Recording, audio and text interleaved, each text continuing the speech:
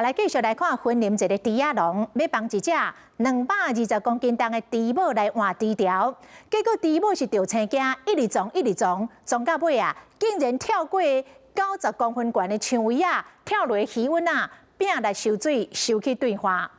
这个猪母跳墙围的过程，拢互监视器摄入来了。拢讲到急跳墙，原来猪母拄到紧急的状况，原来会跳。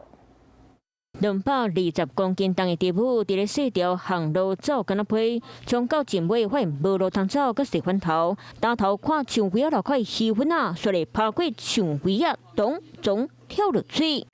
猪母跳不起鱼粉啊，水花喷起来，顺利一过来向前收水，收到鱼粉啊对换。当时伫咧后壁提棒啊，要将猪母赶到另外一位低调的工人，看到猪母跳过墙围啊，唔敢相信，赶紧叫人将猪母为鱼粉啊救起来。那母猪它跑得比较快，那我们的猪板没有跟上，它就跳进了鱼温。我只听过狗急会跳墙，第一次看到猪急也会爬墙。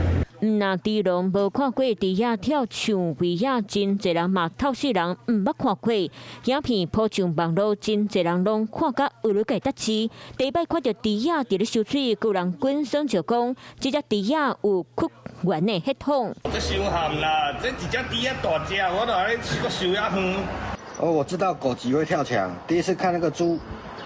也会跳墙呢。猪农讲，这只猪母身高差不多80公分，墙围啊90公分。猪母应该是行一条这乌白走虫。影片嘛证实，危急的时唔能搞化会跳墙围啊，猪仔嘛会晓这一步，真正无简单。